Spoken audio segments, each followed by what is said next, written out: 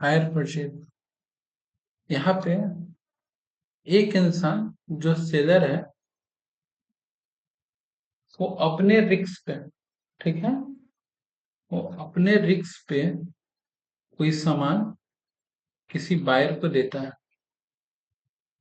और यहाँ पे जो सामान बिकता है, सामान वो जनरली कोई नॉर्मल सामान नहीं होता, वो एसेट्स ही होता है। क्या होता है? एसेट्स होता है। लेकिन वो एसेट्स का कॉन्टेक्स्ट बायर के लिए, किसके लिए है? बायर के लिए है। सेलर के लिए तो स्टॉक है। क्या है? स्टॉक। जैसे कोई कंपनी बड़ा बड़ा मशीन बेच रहा है, जैसे यामाहा शिप बना बना के बेचता है, तो उसके लिए तो स्टॉक है। लेकिन जो कंपनी खरीद रहा है, मान लो बंगाल ट्रांसपोर्टेशन खरीदा, ठीक है, चार्टो पांचो शिप खरीदा, तो उन लोगों के लिए क्या है? नहीं। अब ऐसा केस में क्या होता है कि बंगाल ट्रांसपोर्टेशन के पास बहुत ज्यादा भी इमीडिएट पैसा नहीं देगा, वो हायर परचेज पे ही खरीदता है। और यहाँ पे रिक्स और ट्रस्ट बंगाल ट्रांसपोर्टेशन के ऊपर है, रिक्स की पैसा देगा कि नहीं देगा, और ट्रस्ट क्योंकि गवर्नमेंट कंपनी है। तो जो इंसान रिक्स ले रहा है उसको मोर देन डेट कुछ मिलना चाहिए ना। हाँ, सामान बनाया बेचा वो ठीक है, तो इसको यहाँ पे एक एक्स्ट्रा चीज मिलता है, वो है इंटरेस्ट। क्या मिलता है? इंटरेस्ट। और यहाँ पे बहुत लंबा चौड़ा गेम इंटरेस्ट पे ही टिका हुआ है। क्लियर है बात? दूसरा चीज क्या है कि तुम लोग जब पहले फेज में सब्स बनाते हो तो बायर के लिए बनाते हो सब्स, किसके लिए बनाते हो? लेकिन दूसरे फेज में जब सब्स बनाते हो तो सेलर के लिए। जब तुम्हारा एचपी ट्रेडिंग अकाउंट आता है वो सब सेलर्स के लिए आता है, वो तुम्हारा बायर के लिए नहीं है। बायर एक एसेट्स खरीदा है और वो अपने एसेट्स के साथ जो भी ट्रांजेक्शन हो रहा है उससे रिलेटेड वहां पे बात करता है। क्लियर है इतना बात? दूसरा बात कि तुम एक चीज समझो, अभी हम लोग कैलकुलेशन को गोली मारते हैं, ठीक है, इंटरेस्ट को। ये 100 रुपए का एक एसेट्स बेचा है, करेक्ट? और ये बोला था इंटरेस्ट कुछ नहीं, ये बोला था कि हम 25 25 25 करके दे देंगे। हायर परचेज में कंसेप्ट होता है व्हेन यू पे द लास्ट इंस्टॉलमेंट, तभी तुम इसके ओनर बनोगे। क्या बनोगे? और जब तक आप इंस्टॉलमेंट के बीच में झूल रहे हो, चल रहे हो, उस दौरान में बस आपके पास पोजीशन है, आप अपने पर्पज के लिए यूज कर रहे हो, बट आप उसके ओनर तो नहीं। तो अब प्रॉब्लम क्या है कि फर्स्ट इंस्टॉलमेंट दिया, सेकंड दिया, थर्ड में आकर के एरर किया, करेक्ट? तो जब ये एरर की, ये 100 रुपए का एसेट था, ठीक है, तो बायर भी अपने अकॉर्डिंग ये एसेट इसके लिए था तो इस पे डिप्रिसिएशन चार्ज कर रहा होगा। हाँ या ना? और अभी तो सेलर के पास ये एसेट गया ही नहीं ना। अभी तक जब तक लास्ट इंस्टॉलमेंट नहीं पे होगा तब तक तो सेलर का ये एसेट था, करेक्ट? तो इसका भी अपना डिप्रिसिएशन चार्ज होगा। अब प्रॉब्लम ये है कि ये डिप्रिसिएशन चार्ज किया है 25% करके, कितना करके? करेक्ट। और ये डिप्रिसिएशन चार्ज किया है 20% करके। क्या लॉजिक है कि वो हमको नहीं पता, क्वेश्चन में हमको बता दिया है। तो इसका मतलब कि वैल्यू एज पर, ठीक है, सेलर, सेलर के अकॉर्डिंग पहला साल मशीन 100 का था, फिर 75 का होने वाला था, ठीक है, फिर 50 का, फिर 25 का, फिर खेला खत्म हो जाता उसके अकॉर्डिंग था। बायर के अकॉर्डिंग क्या था? वैल्यू एज पर बायर, पहला साल 100, फिर 80, फिर 60, फिर 40। कोई दिक्कत नहीं। और ये इंस्टॉलमेंट यहाँ पे 25 रुपया नहीं दिया, करेक्ट? तो जब इसके पास राइट से सेलर आकर के एसेट्स पर रिपोज करेगा, रिपोजिशन लेगा, अपने पास लेगा, तो उसका कोई वैल्यूएशन होगा। तो इसके अकॉर्डिंग उस एसेट्स का वैल्यूएशन 50 है। कितना है? 50, करेक्ट? तो ये बोलेगा हम 50 के एसेट्स लेके जा रहे हैं और तुम्हारा 2 इंस्टॉलमेंट वैसे भी बचा था, तो 25 25 50 बात करते हैं। लेकिन इसके अकॉर्डिंग कितना बचा था? 60। तो बायर को लॉस हो रहा है कितना का? 10 रुपए का। Loss of buyer on repossession. उल्टा भी तो हो सकता है कि सेलर को भी लॉस हो, तो लॉस ऑन रिपोजिशन सेलर के संग भी होता है। यहाँ तक बात पूरा समझ में आया? कोई दिक्कत नहीं है? अच्छा।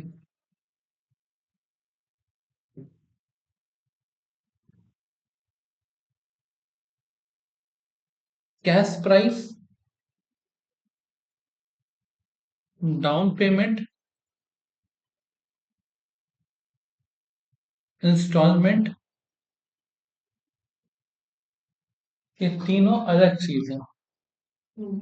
अगर हम अभी के अभी सामान उठा के लेके जाए पूरा पैसा कैश देकर, that is called cash price. मान लो हमको कोई सामान पसंद है जिसका दाम है 1 लाख रुपया, उसमें हम उसको 35,000 रुपया डाउन पेमेंट कर रहे हैं। कितना कर रहे हैं? 35,000 रुपया। और इंस्टॉलमेंट हम समझ रहे था कि 10,000 करके 7 साल में देने वाले हैं, 7 ईयर तक देने हैं। तो इंस्टॉलमेंट मेरा इतना समझो कि 10,000 रुपया है। कितना है? और कितना ईयर तक देना है? 7 साल तक। तो सब अलग अलग है। पहले तो ये चीज समझो कि दिस इंस्टॉलमेंट इंडिकेट्स कि इसके अंदर प्रिंसिपल प्लस इंटरेस्ट है। ये इंडिकेट कर रहा है कि सिर्फ प्रिंसिपल। और जब आप बाबू इस प्रिंसिपल को और इस प्रिंसिपल को जोड़ोगे ना, तो तुम्हारे पास सिर्फ कैश प्राइस आएगा। तो ये जरूरी है कि जब तुमको दो प्रिंसिपल्स को जोड़ना है, तो एक जो इंस्टॉलमेंट है उसमें प्रिंसिपल प्लस इंटरेस्ट है ना, टू हैव टू सब्सट्रैक्ट, आपको एक हटाना पड़ेगा। इंटरेस्ट को क्या करना पड़ेगा? अब इंटरेस्ट घटाने में मुसीबत आता है। करेक्ट? तो फिर हम लोग समझते हैं कि इसमें तो हम इंटरेस्ट का कहीं पे जिक्र नहीं किया है, ना परसेंटेज ना कुछ। तो एक कैलकुलेशन समझो कि अगर 10,000 रुपया करके हम 7 महीना दे रहे हैं, डेट इज 70,000 रुपया, प्लस हम 35,000 रुपया डाउन पेमेंट किए थे। तो 35 और 70 कितना हो गया? जबकि कैश प्राइस कितना था? यानी कि जो 5,000 रुपया आपके पास एक्स्ट्रा निकल रहा है, क्या चीज का निकल रहा है? इंटरेस्ट का निकल रहा है। और अगर आपको पर ईयर का इंटरेस्ट जानना है, तो सिंपल सा तरीका, इसको 7:6:5:4:3:2 में 1 में बांट दो। अब ऐसा क्यों बांट रहे हैं? क्योंकि समझो, जब आप 35,000 रुपए दिए तो 65,000 बचा था। तो पहला साल इंटरेस्ट 65,000 पे लगा होगा, फिर आप 10 साल का इंस्टॉलमेंट दिए, तो प्रिंसिपल भी तो कुछ घटा। नेक्स्ट ईयर कम पे, उससे कम पे। तो पहला साल का इंटरेस्ट बहुत ज्यादा पे लगा, फिर कम होता गया पहला साल, दूसरा। अब मेरे पास जब ये 5,000 रुपया आ गया, 5,000 हम इंटरेस्ट को बांटेंगे, अगर कितना आ जाएगा? 7,6,5,4,3,2, इसका सम ऑफ द टोटल करो तो कितना होता है? 23 आ रहा है क्या? कितना आ रहा है? 6, 4, 10, 28 आ रहा है। यानी कि 5,000 डिवाइडेड बाई 28 टू 7 कितना आ गया? 1,250। अच्छा सॉरी, 1,250। फिर नहीं नहीं, पहले एक 1,050। तो मैं जो 10,000 रुपया दिए हैं, इसमें से 1,250 क्या निकला? कितना? 8750। करेक्ट? इतना कोई दिक्कत नहीं है तुमको? कोई दिक्कत इसमें? अच्छा, इंटरेस्ट पहले साल कितना लगा? 1,250। जब पहला साल 1,250 लगा, आप कितना पे किए थे? कितना? 35,000 पे किए थे। कितना पे करना बाकी था? 65। तो यहाँ नीचे लिखेंगे 65 उठाओगे इंटू 100 करो।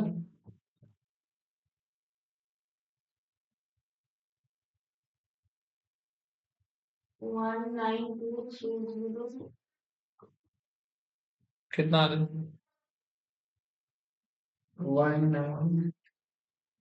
1923 पॉइंट नहीं है? 19। 1.9 है, 19 कैसे हो सकता है?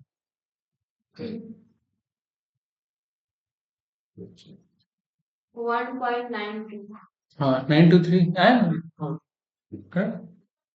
10 पार ही नहीं करेगा, क्योंकि 6,500 थोड़ी है। करेक्ट है। तो इतना बस है। ये सारा फंडा दिमाग में गया था कि फंडा में कोई अंडा अभी भी अटका हुआ है। करेक्ट? बस। तो बार बार में चीज याद रखना कि कैश प्राइस अलग है, इंस्टॉलमेंट अलग है, ठीक है, और डाउन पेमेंट अलग चीज है। इंस्टॉलमेंट में प्रिंसिपल और इंटरेस्ट मिला रहता है, लेकिन मजेदार बात यह है, ठीक है, कि प्रिंसिपल मिला रहता है सिर्फ करेंट ईयर वाला, लेकिन इंटरेस्ट चार्ज होता है जितना बैलेंस अमाउंट है सब पे। करेक्ट ना? ये चीज समझना उतना इम्पोर्टेंट, ठीक है। अब आते हैं हम लोग चैप्टर पे।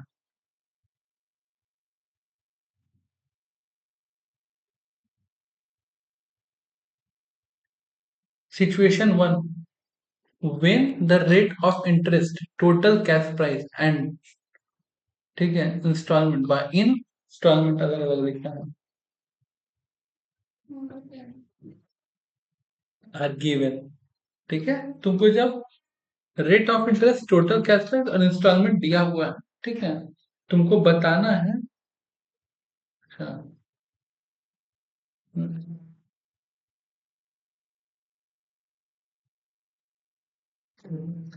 वो था क्वेश्चन कि X purchase a car on hire purchase on 1/1/2021, the total cash price of the car is 4.5 lakh.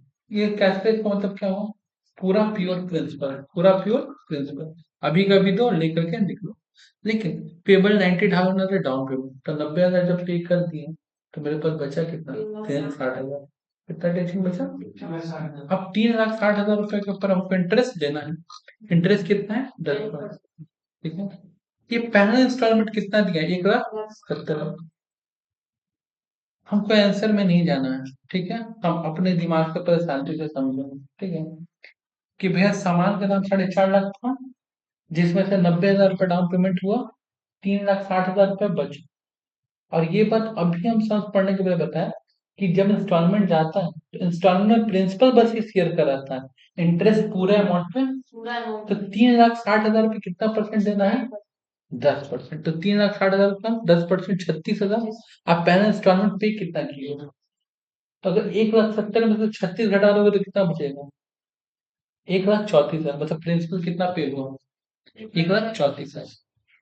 पहले आपका प्रिंसिपल था 3,60,000, उसमें से 1,34,000 आपका पे हो गया। अगर 3,60,000 में से 1,34,000 पेमेंट कर देंगे तो कितना बचेगा? 2,26,000। करेक्ट। अब आप कितना दे रहे हो? 1.5 लाख दे रहे हो। कितना दे रहे हो? तो 1.5 लाख में तुम्हारे पास बैलेंस कितना बचा है? 2,2 पूरा पे इंटरेस्ट। तो 2,26,000 रुपये पूरा इंटरेस्ट 22,600। तो इसमें से 22,600, 1.5 लाख में से कितना माइनस होगा? 22,000, 22,600। तो 1,27,400। अब ये 1,27,400 पे पूरा पूरी लगेगा 10%, कितना होगा? बैलेंस ही बचेगा ना? अच्छा, उसको माइनस कर, तो बचा कितना था हमारे पास? 3,60,000 में से 1,34,000 माइनस हुआ था। फिर उसमें से 1,00,000, 1,00,000, 1,50,000 नहीं, 1,50,000 में इंटरेस्ट भी जुड़ा हुआ है, जिसमें हमें 22,600 ये ना घटा है। तो हमारे पास बैलेंस कितना बचा? 1,27,400। तो ये जो बचा हुआ है 2,26,000, उसमें से कितना माइनस करेंगे? 1,27,400 कितना है? 98,600 का 10% कितना होता है? 1,08,460 में से अगर 986 घटा दें तो कितना बचेगा? अब ये देखो, बिना हम लोग कुछ कई फॉर्मेट लिखे, मन से खाली समझ समझ के करते गए। कोई दिक्कत यहाँ पर? देखो, 4.5 लाख था, 90,000 रुपये पे किया। देखो इंस्टॉलमेंट में दो चीज रहता है, प्रिंसिपल प्लस। इन जो पहला 9,000 रुपये पे किया, ये तो डाउन पेमेंट है ना। डाउन पेमेंट में कोई इंटरेस्ट तो रहता नहीं है। तो मेरे पास 3,60,000 बचा। नेक्स्ट ईयर 3,60,000 पे मेरे को इंटरेस्ट देना पड़ा 10%। तो 3,60,000 पे 10% यहाँ पे इंटरेस्ट दिए हैं, ठीक है। फिर उसको माइनस करने के बाद क्या बचा? 26,000। ठीक है, तो 2,26,000 पे 10% दिए हैं, फिर ये बचा है। करेक्ट। कोई दिक्कत? अच्छा, अब अगर घर पे समझते हम लोग का एक मिस्टेक क्या होता है कि हम लोग ना कंफ्यूज हो जाते हैं किसको कहाँ से क्या घटाना है। तो एक सिंपल सा बता दें, ये सामान था, सामान के इंस्टॉलमेंट पे किए हैं, ठीक है, और उसमें पूरा पूरी प्रिंसिपल ही था। इंटरेस्ट में 3,60 बचा, 3,60 पे इंटरेस्ट दो, यहाँ पे 36,000 आया। 36,000, ठीक है, में से कितना घटाएंगे? सर 36,000 में कितना ऐड करेंगे कि मेरे पास 170 आ जाए? तो जितना ऐड करेंगे वही तो मेरा प्रिंसिपल है ना, क्योंकि 36,000 तो इंटरेस्ट है। कितना ऐड करें कि 1,70,000 आ जाए? तो जितना ऐड करना पड़ा डेट इज प्रिंसिपल। कोई दिक्कत यहाँ तक? क्लियर इतना बात? आगे बढ़े सुशांत, आगे बढ़े कि कुछ पूछना है? हाँ वही ठीक है। आप शायद बोला तो ठीक है, लेकिन यहाँ देखा पूछो क्या दिक्कत है? नहीं भी यहाँ की ठीक है, यहाँ थोड़ा कुछ ज्यादा एक्सप्लेन किया है। वहाँ पे थोड़ी की तरह बोली एक्सप्लेन किया है।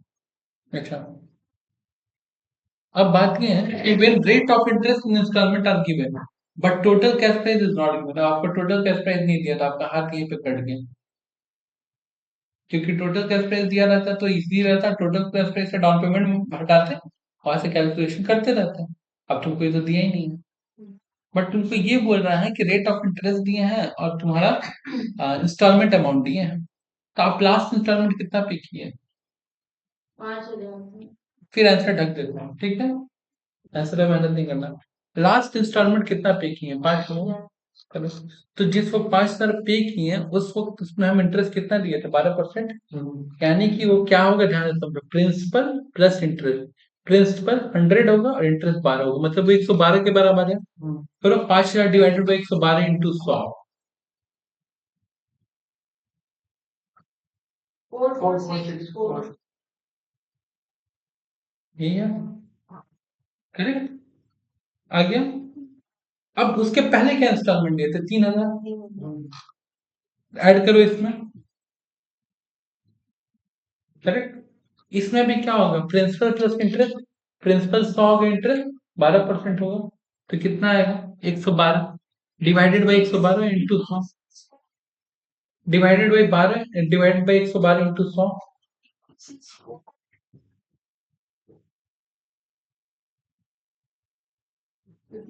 जोड़ के 7,464 आया था। हाँ, हाँ, कोई दिक्कत? उसके पहले इंस्टॉलमेंट कितना दिए थे? 5,000, 3,000, 4,000। इसमें 4,000 ऐड करो, फिर 12/112, 9,521। करेक्ट? और डाउन पेमेंट कितना किए थे? जितना खूबसूरती से क्वेश्चन पढ़ोगे उतना खूबसूरती से वो तुमसे बात करेगा, वो समझ में आएगा तब जाके सॉल्व होगा। हवा में उड़ उड़ के खाली देखेंगे नहीं, ऐसे ऐसे ऐसे ऐसे जो काम अभी कर रहे हैं हम कोई क्वेश्चन पूरा नहीं पढ़ रहे हैं, क्योंकि हमको पता है, लेकिन तुम लोग का ड्यूटी बनता है पूरा पढ़ना। हम ऊपर पढ़ ले रहे हैं तो हम समझ जा रहे हैं नीचे क्या बोलना चाह रहे हैं, लेकिन तुम लोग का ड्यूटी बनता है पूरा पढ़। बस में आता हूँ।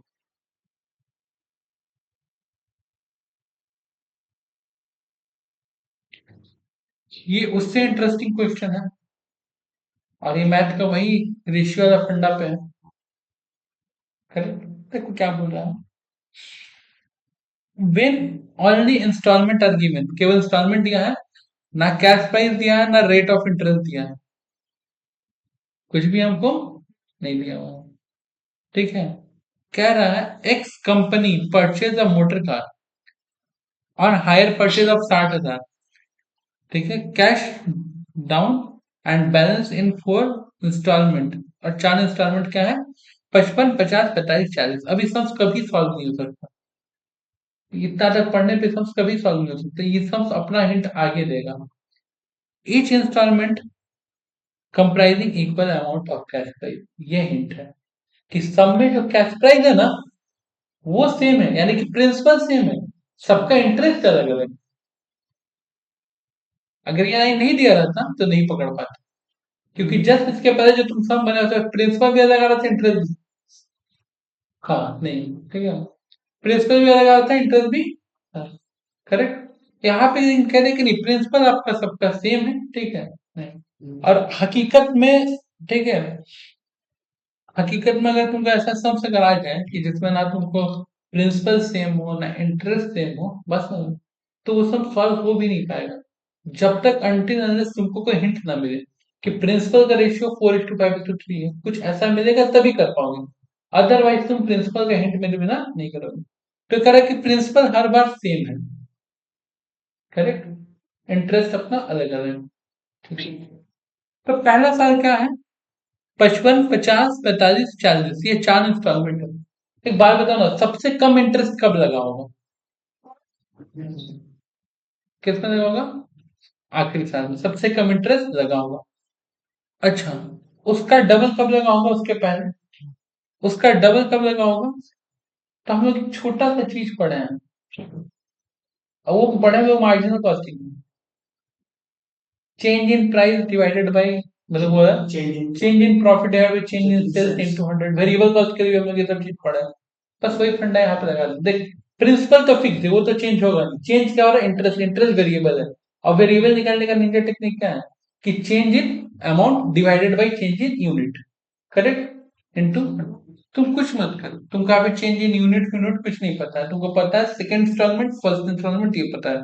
तो तुम्हारे लिए फर्स्ट इंस्टॉलमेंट हो गया 40,000 और सेकंड इंस्टॉलमेंट हो गया 45,000, ठीक है। तो तुमको यूनिट मिल गया 2 - 1, करेक्ट। और अमाउंट क्या है, 40 माइनस करने क्या आएगा, 5,000। ये जो 5,000 है ना, ये तो इंटरेस्ट, जो 5,000 है ये तो इंटरेस्ट है, क्योंकि जो आखिरी साल इंटरेस्ट लगा होगा उसका डबल हिस्सा लगा होगा। अब और क्लियर करो, ये तो 5,000 इंटरेस्ट है, लेकिन इंटरेस्ट इसका डबल लगा होगा। अब याद रखना, ये आया 5,000 इंटरेस्ट, तो अगर पहला साल इंटरेस्ट तो वेरी कर रहा है, और इंटरेस्ट पर यूनिट पे तो सेम होता है, तो पहला साल 5,000 लगा था, तो 40 में से 5 गया तो 35 बचा।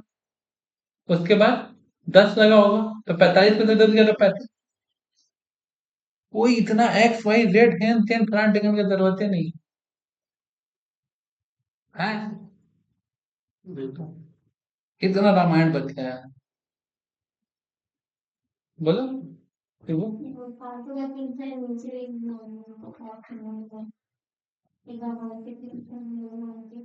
कोई दिक्कत है यहाँ पे, सिंपल सा चीज है, मतलब यही चीज होता है। जैसे ये जो बात हम अभी बताए, ये बात आज के पहले कभी नहीं बताया था, मतलब ये तो यही चीज होता है कि जब आपका कंसेप्ट क्लियर रहेगा ना, कि कंसेप्ट है, तो तुमको ये पता रहेगा कि उसको यूटिलाइज कहाँ करना है और कैसे करना है। तो जैसे मेरा जनरल एंट्री में डेबिट क्रेडिट अगर क्लियर है, तो तुम कोई भी चैप्टर दे दो, भले हम पढ़े या नहीं पढ़े, लेकिन उसका ऑलमोस्ट 80% एंट्रीज करेक्ट होगा, अनटिल अनलेस उसका कुछ ऐसा टर्म्स हो सकता है जो हमको नहीं पता होगा, तो हम उस टर्म का यूज नहीं कर रहे होंगे। बात में तो जैसे कहीं पे कोई इंडोर्समेंट हो रहा है, आज तक इंडोर्समेंट का एंट्री नहीं किया है, बट इंडोर्समेंट कंपनी के लिए खर्चा अपने को पता है। अच्छा, इंडोर्समेंट भी एक तरह का एडवर्टीजमेंट हो सकता है मेरा एंट्री हो जाए advertisement account debit to bank, लेकिन उसका सही एंट्री होगा ब्रांड इंडोर्समेंट या इंडोर्समेंट, ये मिस्टेक हो सकता है, बात समझे तो। लेकिन डेटा मतलब पुट में गलती नहीं होगा, कि मतलब प्रिंसिपल से एरर नहीं होगा, बिकॉज पता है कि मेरे लिए क्या है, खर्चा है। और जिस ब्रांड जिससे हम करवा रहे होंगे ब्रांड इंडोर्समेंट, जिस इंसान से, अगर हम उसका अकाउंटेंट तो क्लियर उसके लिए कमाई है, इनकम, तो bank account debit to brand endorsement या एडवर्टाइजमेंट, करेक्ट। लेकिन वो एडवर्टाइजमेंट नहीं लिख सकता, क्योंकि एडवर्टाइजमेंट एक तरह का खर्चा होता है, उसका क्रेडिट कैसे हो रहा है, तो उसका कोई प्रोफेशनल फी या कुछ उसके लिए कोई अलग टर्म होगा, हमको वो हो सकता है, बस है तो वो हो सकता है, ठीक है? मतलब कि भाई यहाँ पे हम लोग सभी के सभी सब में 5-5 का डिफरेंस है, लास्ट दो को पकड़ के माइनस कर दोगे डिफरेंस मिल जाएगा, लास्ट दो को। और मैं कैसे बोलता है कि एक साल का जो आखिरी साल का जो इंटरेस्ट है वो पहले साल डबल होगा।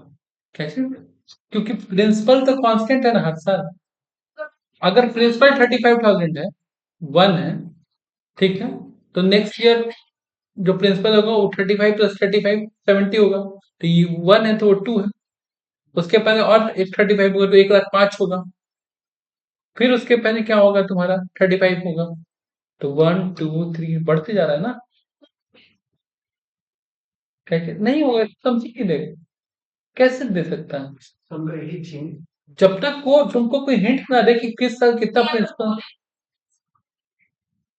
पूरे कैसे बोल सकता है? प्रिंसिपल वैरी करने का बोल रहे तो फिर सॉल्व भी कैसे होगा? आप बोले नहीं रेशियो बोल दे रहे हैं। हाँ, रेशियो तो जैसा हम लोग यहाँ पे कर रहे थे, ये वाला सिस्टम का होता है 7 तो कैसे बनाएंगे? तो लास्ट साल का इंटरेस्ट निकालेंगे, ठीक है? और उसका सब जैसे पहला साल क्या है, 5,000, 10,000 का उससे करते जाएंगे। हाँ, तो करेक्ट। अच्छा चलो नेक्स्ट, ये तो है न्यूटी है। कह रहा है कि X purchase a plant from Y on hire purchase, the hire purchase rate was settled at 60,000 payable as to the 15,000 on 1/1/2023 and 15,000 end of the successive year. यहाँ पे इंस्टॉलमेंट अमाउंट फिक्स्ड है और रियल जिंदगी में यही होता है। आप कुछ भी खरीदो, प्रिंसिपल और इंटरेस्ट चेंज होते रहता है अंदर ही अंदर, लेकिन जो आउटकम, टोटल जो आउटकम आएगा वो सेम रहेगा। पता है, तो हम एक फोन खरीदे, वो फोन का हमको हर बार 5,000 रुपये EMI देना पड़ रहा है। तो इनिशियल स्टेज में क्या होगा कि इंटरेस्ट का अमाउंट ज्यादा होगा, प्रिंसिपल का अमाउंट कम होगा। धीरे धीरे धीरे धीरे जब हम लोग इंस्टॉलमेंट के एंड पे आएंगे तो उस टाइम इंटरेस्ट कम हो चुका होगा और प्रिंसिपल अमाउंट ज्यादा होगा। ये सिंपल सा फंडा। तो हकीकत नहीं है, तो फिर 15,000 डाउन पेमेंट भी किया, 15,000 रुपये 3 सक्सेसिव ईयर में देगा। क्या रहा है कि 1 रुपया का जो वैल्यू दिया हुआ है एन्युटी, वो दिया हुआ है तुमको 2.73 सॉरी 2.7232, करेक्ट? अगर आज आप किसी को 1 रुपया देने का वादा कर रहे हो लेकिन दोगे 3 साल बाद, इसका मतलब कि उसका फ्यूचर वैल्यू आज जो आप उसका फ्यूचर वैल्यू फाइंड आउट करना, प्रेजेंट वैल्यू और फ्यूचर वैल्यू को। तो आज अगर हम 1 रुपया है, ठीक है, इंटरेस्ट अमाउंट 1 रुपया है, तो इसका मतलब उस 1 रुपया का प्रेजेंट वैल्यू कितना है, 2 रुपया 72 पैसा, ऐसा समझो कोई दिक्कत? तो हम कितना देने का वादा कर रहे हैं, 15। तो मल्टीप्लाई करेंगे तो मेरे पास आ जा रहा है 40,848 रुपये, प्लस डाउन पेमेंट कितना किए थे, 15,000, करेक्ट? ठीक है, ये समझ में आ रहा है कि नहीं? हमको वो वाला ज्यादा अच्छा लगा, तो वो वाला हम जैसे बनाए इतना तो ज्यादा। ठीक है, हम देख रहे हैं क्या पर। अच्छा, 40,848 प्लस 15,000 रुपया, टोटल कितना हो गया, 55,800 रुपया मिल गया तुमको कैश प्राइस। कोई दिक्कत?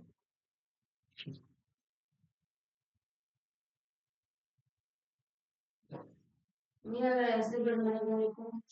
रख, हम पढ़ा के चेक कर लेते हैं। अच्छा, general entry,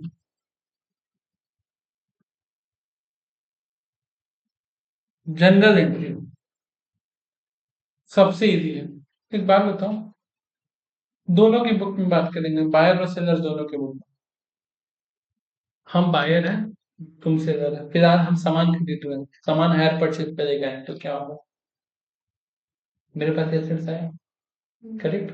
assets account debit to vendor का ना, क्लियर? फिर वेंडर को डाउन पेमेंट की, तो vendor account debit to bank. फिर वेंडर के ऊपर इंटरेस्ट चढ़ेगा, वेंडर के ऊपर इंटरेस्ट चढ़ेगा ना, कि वेंडर को इंटरेस्ट देना है, तो फिर वेंडर डेबिट होगा, करेक्ट? कोई दिक्कत? उसके बाद तो उसको पेमेंट पेमेंट करेंगे, vendor vendor account debit to bank vendor account debit to bank. Bank. एक चीज अटपटा नहीं लगा? दो बार नहीं नहीं, डिप्लोमा हम लोग खरीदे तो क्या एंट्री किए, vendor to asset to vendor. Assets to vendor. कोई दिक्कत? Assets to vendor. जब हम लोग उसको डाउन पेमेंट किए तब क्या किए, vendor to bank. Vendor to bank. और जब उसके ऊपर इंटरेस्ट चढ़ेगा तो क्या करेंगे, वेंडर टू इंटरेस्ट की interest to vendor. Interest vendor को पैसा देना है ना, तो वेंडर क्रेडिट करेंगे, मेरा क्रेडिटर हुआ ना, और इंटरेस्ट मेरे लिए खर्चा तो उसको डेबिट करेंगे ना। आज जब वेंडर को पेमेंट करेंगे तो वेंडर कम होगा, तो वेंडर अकाउंट डेबिट होगा टू बैंक, करेक्ट? ये जो इंटरेस्ट खुलेआम घूम रहा है, इसको इसे नहीं छोड़ सकते। इंटरेस्ट खर्चा था, डेबिट हुआ था, उसको पटक दो, क्रेडिट कर दो, और डेबिट किसको कर दो, पीएल को। Interest to interest to PL की पीएल। फिर से हम एंट्री बता रहे हैं, ध्यान से बोलो।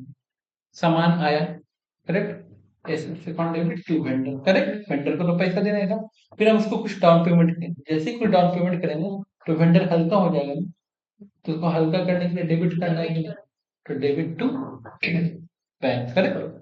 उस वेंडर पे फिर इंटरेस्ट चढ़ेगा, मतलब उसको इंटरेस्ट देना है, तो वेंडर फिर से बढ़ जाएगा, तो वेंडर तो क्रेडिट नहीं चलता है ना, तो वेंडर को क्रेडिट, और इंटरेस्ट आपकी जेब से जा रहा है या जाने वाला है, ठीक है, तो उसको डेबिट करेंगे। अब जब हम लोग इंस्टॉलमेंट पे करेंगे तो बैंक से पैसा जाएगा टू बैंक और वेंडर डेबिट होगा, लेकिन इंटरेस्ट को खुद हम छोड़ नहीं सकते, उसको पीएल में डालेंगे, तो इंटरेस्ट पीएल का डेबिट में आता है, टू इंटरेस्ट लिखते हैं ना, तो पीएल टू इंटरेस्ट, इतना ही तो है।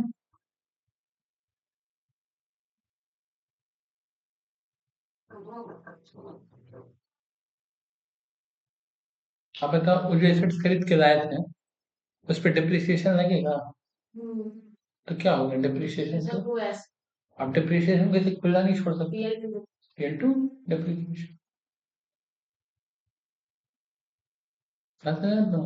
हायर परचेज है, हायर परचेज का एंट्री अलग से नहीं सीखना पड़ता है, पार्टनरशिप है उसका एंट्री अलग से, वही एंट्री है, बस बिजनेस के पर्सपेक्टिव से देखो पैसा आ रहा है कि जा रहा है, ट्रांजेक्शन, और सर बेसिकली एंट्री करो, ठीक है। अच्छा,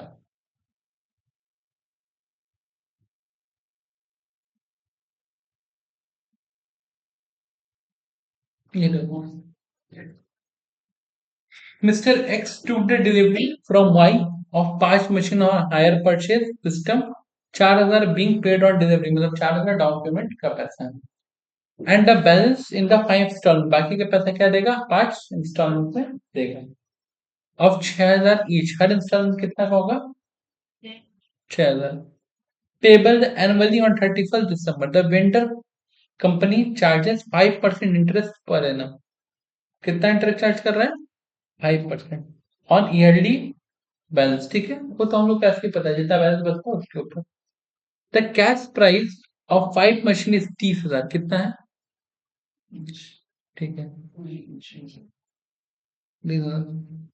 shows the entries without narration, assets account, Mr. Y's account for 5 years, assuming that the purchaser charged depreciation at the rate 20%, और हम तो पहले ही बोले थे कि हमको बायर और सेलर दोनों में सीखना है, बायर मतलब परचेजर हुआ, तो ये परचेजर का ही बात कर रहा है, करेक्ट है बात। अच्छा एक बार बताओ, मेरा कैश प्राइस कितना है एक का, मतलब टोटल कर कितना है, 30,000, अच्छा हम कितना करके देंगे इंस्टॉलमेंट, कितना साल देंगे, 6 5 3, करेक्ट, तो बात ये खत्म हो गया कि 4,000 का दिए थे, तो सर आप समझ नहीं रहे, आप समझ रहे हैं, आप 4,000 डाउन पेमेंट दिए थे, उस वक्त आपका सामान का दाम खर्च करके 26,000 हो गया था, उसके बाद आप फिर 30,000 पे किए, तो ये आप एक्स्ट्रा 4,000 पे किए ना, date is your,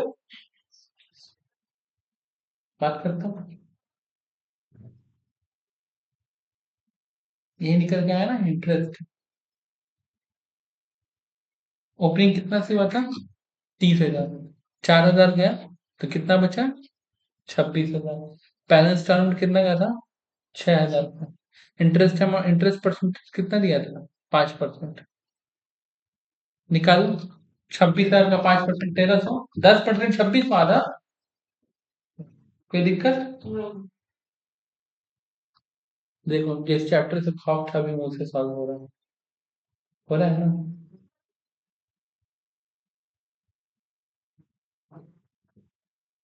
assets account debit to Y, Y to bank, interest to Y, Y to bank, depreciation to asset, ये एंट्री किए थे ना हम लोग, या वेंडर का नाम पता है तो नाम लिखता है,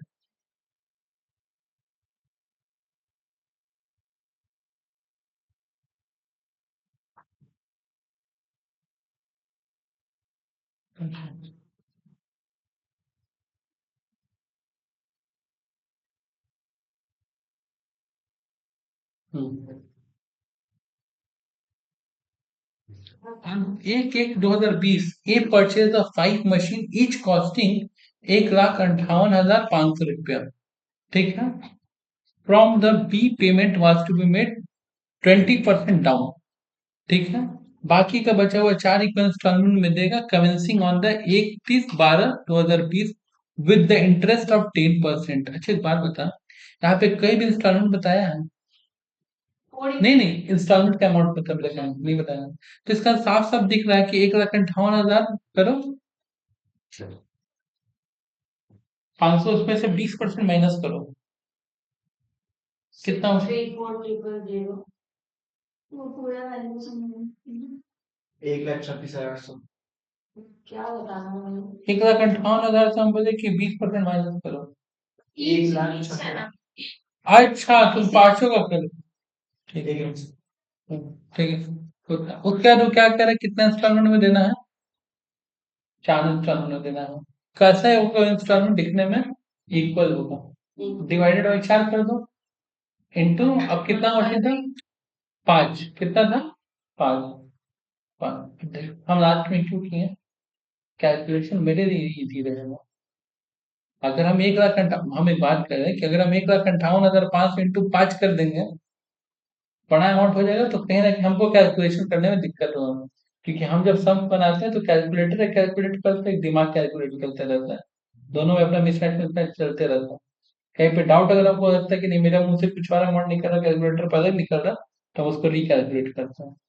ये मेरा आदत है, तो इससे मतलब उसको पहले छोटा में रखते हैं, बाद में उसको बड़ा मल्टीप्लाई कर लेते हैं। खैर, आगे इतना अमाउंट, कोई दिक्कत नहीं। क्या किया है यहाँ का?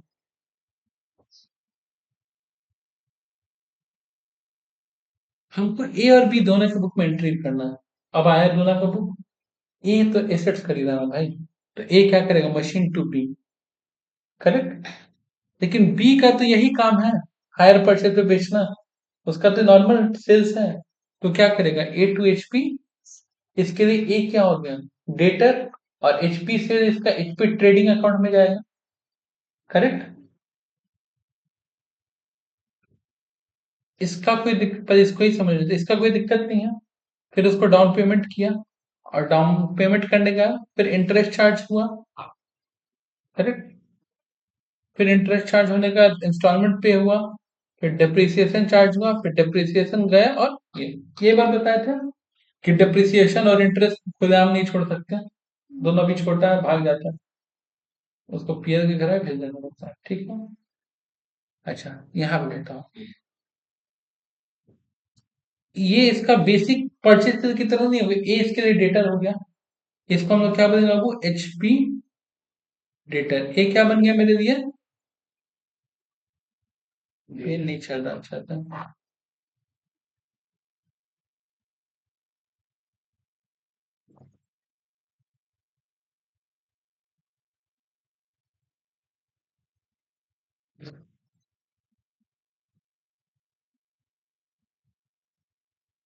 ए मेरे लिए क्या बन गया? एचपी डेटर ए, ठीक है, पेन ही नहीं चल रहा।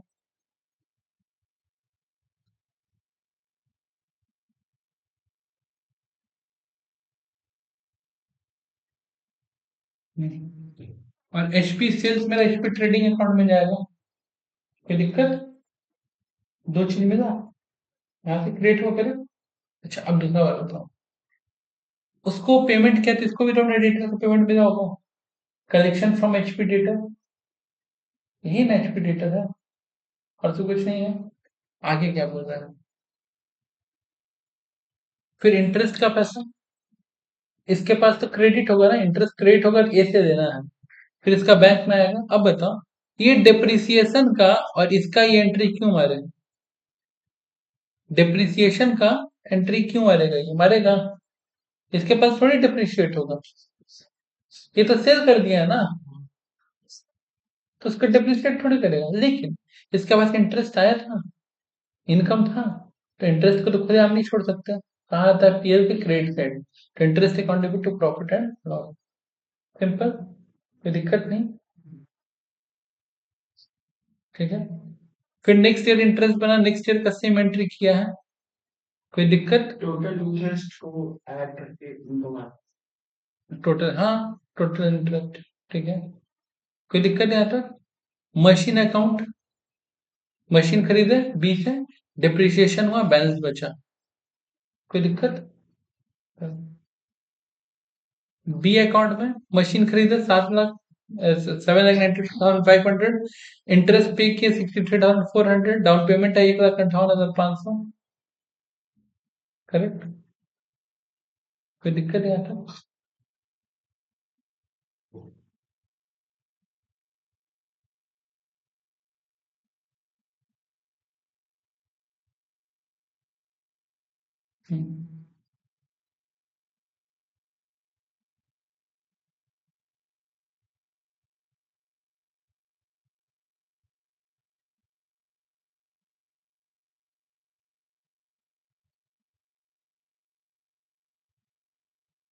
अच्छा, ये चीज समझो। जब आप एचपी पे कोई सामान खरीदते हो तो एसेट्स का जब तक आप लास्ट इंस्टॉलमेंट पे नहीं करोगे तब तक आपका नहीं होगा। लेकिन ये इंसान 7,92,500 का खरीदा, जिसमें से यूज किया 1,58,500 का, करेक्ट। और अभी भी उसको 4,75,500 देना बाकी है, करेक्ट। तो पहले एक चीज कैलकुलेशन ध्यान से समझो। लिखो कैलकुलेटर पे 7,92,500, ठीक है। और अभी भी बी को कितना देना बाकी है? 4,75,500। लिखो, लेस कर। करेक्ट। कितना आ रहा है? अब तुम दिमाग में सोच कि बी को देना बाकी तो हम माइनस कर दिए, और ये जो 3,17,000 कुछ आ रही ऑलरेडी हम पे कर चुके हैं, मतलब एसेट्स को इतना हद तक तो हम यूज कर सकते हैं। बात समझ आया कि फिर से हम बोलें कि एसेट्स टोटल हम इजी इजी में रखते हैं, ठीक है। 7 लाख का एसेट था जिसमें से हम कभी भी 4 लाख रुपए देना बाकी है, करेक्ट। तो इसका मतलब कि 3 लाख रुपए जितना पेमेंट हम कर चुके हैं, तो 3 लाख तो हम इंजॉय कर सकते थे ना। लेकिन हम उसमें तो अभी केवल 1.5 लाख इंजॉय किए, तो 1.5 लाख इंजॉय करना बाकी है। तो मेरे पास नेट एसेट 1.5 लाख का आना चाहिए ना। देखो एसेट्स में 1.5 लाख दिख रहा है। एक एसेट फिर से समझा दे रहे हैं। तुमसे हम 7 लाख का सामान लिए, करेक्ट। लेकिन ये 7 लाख पूरा पूरी मेरा नहीं है, इसमें अभी भी तुमको 4 लाख रुपए देना बाकी है। कितना बाकी है? यानी कि 3 लाख जितना हम इसका पे कर चुके हैं, और इस बार हम इस पर 1.5 लाख डिप्रिसिएशन चार्ज किया, यानी कि इसको 1.5 लाख यूज किए हैं, और 1.5 लाख बचा ना। हाँ। सेम देखो यहाँ पे भी 1.5 लाख बचा है, हम साइड वाला नंबर छोड़ दिए थे, कोई दिक्कत? बचा है ना। Same thing goes for next year. Next year आपका एसेट 7,92,500 का था, और अब आप यूज कितना कर चुके हो? 2,85,300 का। और आपको पे अभी भी कितना करना है? 3,17,000। तो अभी आपके पास नेट एसेट्स 1,90,000 का है, करेक्ट। कोई दिक्कत? फिर same next year, next year, next year. तो जब एचपी का बैलेंस शीट बनाते हैं बायर के लिए, किसके लिए? और बायर का जब एचपी में एसेट्स लिखते हैं, क्या लिखते हैं? मतलब सॉरी, बैलेंस शीट में जब एचपी वाले एसेट्स लिखते हैं, तो केवल डिप्रिसिएशन माइनस नहीं होता है, उसके साथ साथ उस ईयर के एंड में कितना देना बाकी है वो भी माइनस। वो जो बैलेंसिंग में हर बार नहीं बनता है, सीडी सीडी सीडी, तो हाँ, कोई दिक्कत?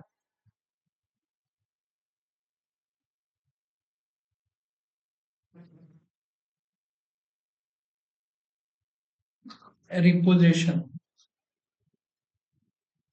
हाँ। 1/1/2021 ए परचेज 5 मशीन। कितना परचेज किया? 5 machine. From B payment to be made 20% and the balance in the 4 annual instalment. अच्छा, ये एनुअल बोल रहा है, इक्वल नहीं बोल रहा है। साल भर में पे करता है। 280, 260, 240, 220, correct. Commencing on the 31/12/2021 the vendor charge interest 10%, right of 20% on original cost, ठीक है। वेंडर कब से चार्ज करेगा इंटरेस्ट? ठीक है, और 10% और वेंडर के अकॉर्डिंग। अच्छा, ए परचेज किया था ना। हाँ, ए के अकॉर्डिंग डिप्रिसिएशन कितना है? 20%। वही बी के अकॉर्डिंग कितना है, जैसा एग्जांपल स्टार्टिंग में दिया था।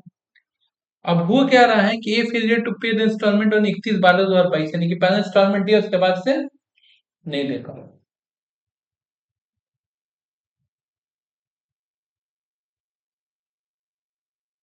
पहले तो जद्दोजहद जो किया, मेहनत किया, कैश प्राइस निकालने के लिए किया है, खैर। अच्छा, इसको भी हम लोग समझ लेते हैं। कितने इंस्टॉलमेंट अमाउंट है? 2 40, 2 20, 2 40, 2 60, 2 80, ऐसी है ना। लास्ट इंस्टॉलमेंट आएंगे, करेक्ट। तो लास्ट इंस्टॉलमेंट में इंटरेस्ट कितना होगा, 10%। तो प्रिंसिपल प्लस इंटरेस्ट 100 प्लस 10, 110 हो जाएगा ना। तो 2,20,000 डिवाइडेड बाई इंटू 100, तो प्रिंसिपल आ जाएगा 2,20,000 रुपए, इंटरेस्ट पहले में वही किया है।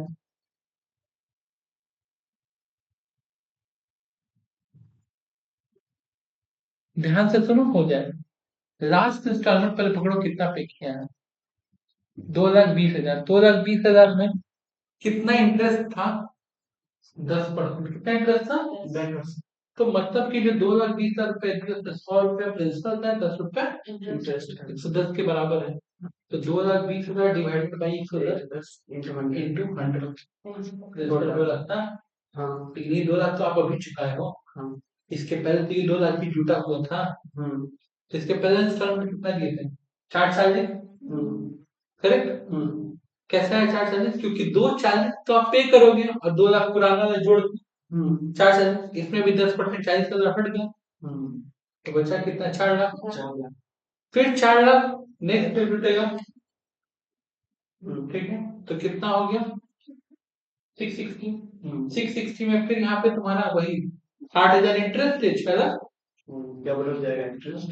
अब ये तुमको इस तरह समझ में आ रहा है कि सीधे सीधे दिख रहा है, 60,00,000 60,000, तो 60 अच्छा है तो दिख रहा है। यही अमाउंट थोड़ा इधर उधर होगा ना तो बीपी ऊपर नीचे होने लगेगा, कि वह पॉइंट में क्यों आ रहा है, ऐसे क्यों आ रहा है। और आखिरी कितना हुआ, 8,80,000, तो 80,000 इंटरेस्ट है और तो मेरा सामान का दाम कितना हो गया, 8,00,000। कोई दिक्कत, हमको 8,00,000 पता चल गया। ये जो इतना बड़ा टिटिमा रचा है वो हम लोग कैलकुलेटर पे भी कर सकते हैं, बस ना हो जाएगा। आगे क्या मैटर है कि ठीक है सर, डिप्रिसिएशन अकाउंट में माथा नहीं मारना है, अभी हमको पहले ये समझना है, ठीक है। कि 8,00,000 का मशीन था, 2,00,000 रुपए डाउन पेमेंट किए थे, 20% बोला था, ये भी समझ लो। बोला था ये नहीं कि 2,00,000 पेमेंट किए थे, बोला था कि 20% डाउन पेमेंट किए थे। तो जो मेरा 8,00,000 है वो 80% के बराबर है, डिवाइड बाई 80 इंटू 100 करेंगे तो आ जाएगा 10,00,000। अच्छा, उस 10,00,000 रुपए में डाउन पेमेंट कितना किया, 2,00,000, 20%। और बोल रहा है कि 80,000 पहला इंटरेस्ट हुआ था, टोटल कितना हो गया, 2,80,000, बचा कितना, 6,00,000। 6,00,000 सीडी से बीडी हुआ, उस पे 10% इंटरेस्ट 60,000, करेक्ट।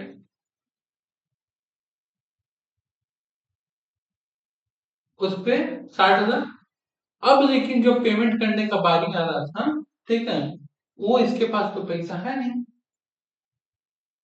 मशीन उठा के लेकर तो क्या लेकर के जाएगा उसके पास से, मशीन उठा करके लेके जाएगा। बड़ा ही सुगम जैसा है। हाँ, जब ये मशीन लेकर के जाएगा तो उसका वैल्यूएशन करना पड़ेगा ना, कैसे होगा वैल्यूएशन, डिप्रिसिएशन कैलकुलेट करके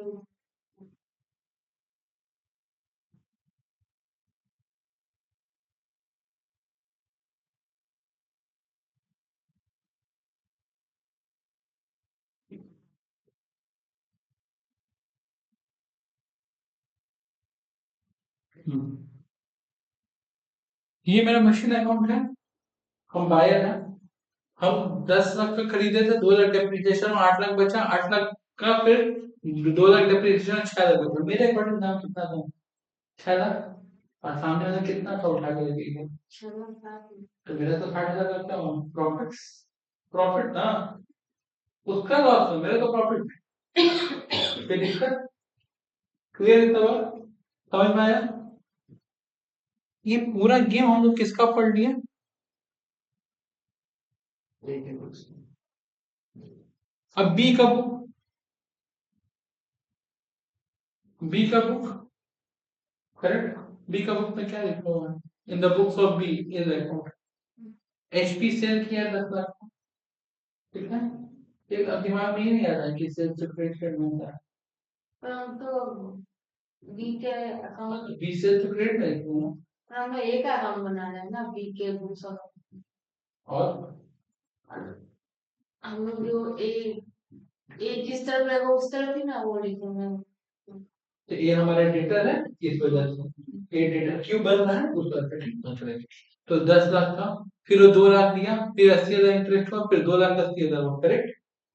फिर नेक्स्ट ईयर क्या हुआ भैया, 6 लाख हुआ, ठीक है। फिर 60,000 इंटरेस्ट, 6,60,000 देना था। लेकिन जब 6,60,000 देने का बारी आया, ठीक है, तो मेरे से हो गया धोखा। अब हम उसके यहाँ से जा करके मशीन उठा करके ले आए। अब कैलकुलेटर उठाओ और अरब समझो, 10 लाख का था, पहला तो 40% डेप्रिसिएशन गया। अच्छा, कौन सा मेथड बोला था, SLM WDV क्या बोला था?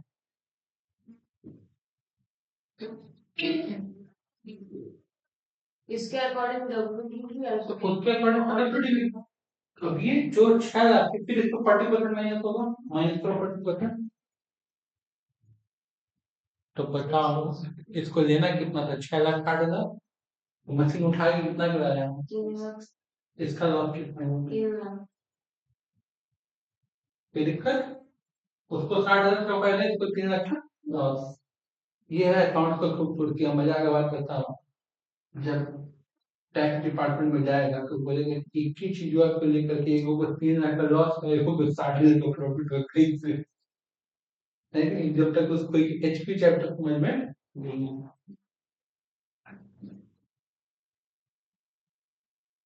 ये हो गया HP रिपोजिशन अकाउंट, कोई दिक्कत नहीं आता।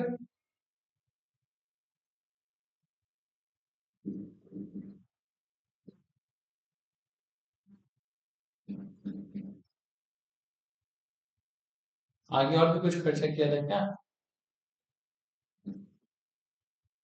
बाद में उस पर 6,000 रुपये और अपने जेब से लगा करके, ठीक है, 2,66,000 में बेच दिए, ठीक है।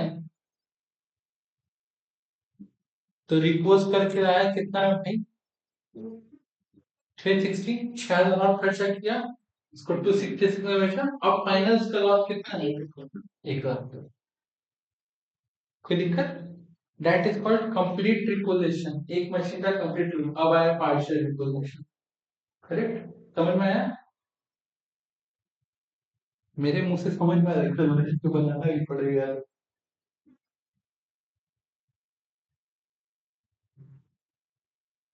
तो बना इंटरव्यू तो कैश करा ना, तो बाकी आपको तो कुछ अच्छा चल। और एक एक 2021 एक परचेज है 5 मशीन, तभी ना मजा आएगा, जिसमें 3 को लेके जाएगा, 2 को लेके नहीं जाएगा।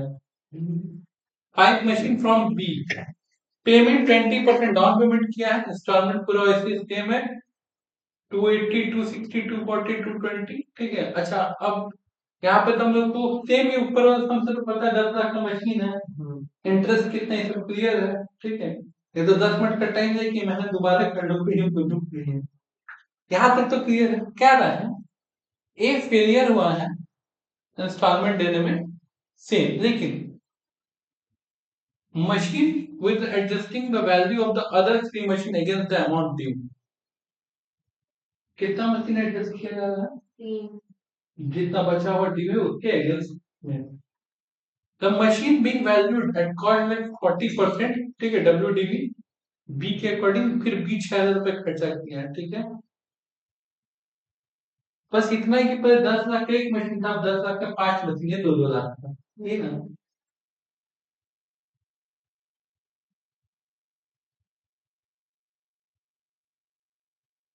हाँ, एक तो यहाँ पे दिमाग लगाना है हम लोग को, क्योंकि कुछ मशीन जा रहा है, कुछ मशीन रह रहा है, ठीक है। नेक्स्ट ये हमारा बी का अकाउंट है, ठीक है। तो ये बी के अकाउंट में कुछ नहीं बन रहा है, जो जैसा था पहले सब वो वैसे ही है कि नहीं? 10 लाख का था, 2 लाख डाउन पेमेंट किया, 80,000 रुपए का इंटरेस्ट, ठीक है। फिर 2,80,000 रुपए गया, 6 लाख बचा, 6 लाख आया, 60,000 इंटरेस्ट, 6,60,000 पैसा तो मिला नहीं। तो पैसा नहीं मिला तो ये 6,60,000 सीडी से बीडी हुआ, और वो 6,60,000 के बदले लेकर के चला गया मशीन अकाउंट क्लोज। अब बात यहाँ आता है कि 3 मशीन एडजस्ट किए गए हैं, मशीन का दाम कितना था, 2 लाख, करेक्ट, कोई दिक्कत। और 2 लाख मशीन का दाम था, तो 3 मशीन का 6 लाख हुआ, बायर के अकॉर्डिंग डिप्रिसिएशन कितना था? 20%। तो 20% 2 साल के लिए कितना होगा बाबू? 2,40,000 करके देख लो, कोई दिक्कत नहीं है। तो जिन दिन उसके पास मशीन गया, कितना का मशीन गया है? 3,60,000 का मशीन। करेक्ट है, कोई दिक्कत इसमें नहीं है। हाँ। ये क्या कह रहा है? ये कह रहा है कि 6 लाख का मशीन था, पहला साल डिप्रिसिएशन 40%, 2,40,000 हुआ, ठीक है। फिर सेकेंड ईयर क्या हुआ? 3,60,000 जो बैलेंस बचा उसका 40%, तो ये कह रहा है 2,16,000। बायर के अकॉर्डिंग है 2,60,000, सेलर के अकॉर्डिंग क्या है? 2 लाख। सॉरी, बायर के अकॉर्डिंग 3,60,000 और सेलर के अकॉर्डिंग 2,16,000। 1,44,000 का क्या हो गया? कोई दिक्कत है इसमें?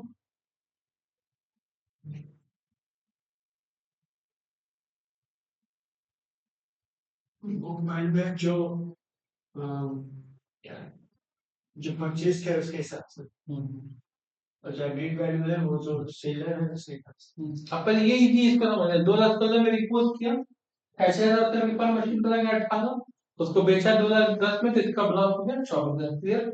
इसके ऊपर वाला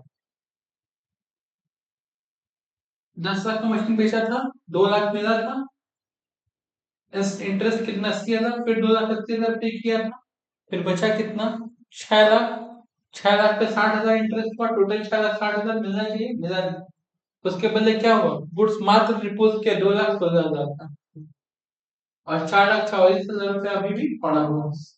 यहाँ पे लॉस रिकॉर्ड नहीं हुआ। रीजन क्या है लॉस नहीं रिकॉर्ड होने का? ये समझो, क्योंकि अभी पूरा रिपोजिशन नहीं कर दिया है। बचा तो हो सकता है बाकी लोग घुमा फिरा के अपना लॉस रिकवर कर लें, जो फाइनली एकदम वो एंड में रिकॉर्ड होता है, कोई दिक्कत नहीं। खत्म यहाँ तक मैटर, ठीक है। तो कंप्लीट रिपोजिशन में यहाँ पे लॉस आता है सेलर के केस में, पार्शियल में देखेंगे नहीं। अब यहाँ पे अब एक इनका आपको कंसेप्ट समझना है। ये भाई साहब के हिसाब से क्या हुआ है? 10 लाख का मशीन था, 2 लाख डिप्रिशिएट हुआ, 8 लाख बचा। 8 लाख का फिर क्या हुआ?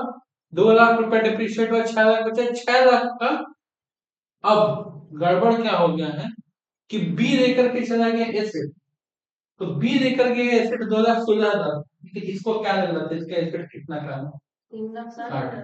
तो इसको 1,44,000 का भी फटका पड़ा है ना, क्योंकि वो तो अपना लॉस मान ही रहा है, तो लॉस इसका है कि नहीं? हाँ तो कभी ये भी हम लॉस उससे रिकवर कर सकते हैं, है कि नहीं? तो 1,44,000। अब जब ये दोनों चला गया तो जो बचा उसके ऊपर डिप्रिसिएशन, इजी, कोई दिक्कत नहीं है। नहीं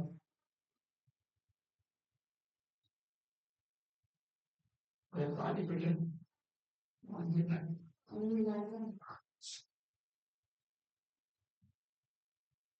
ऑप्शन में तो नहीं होगा।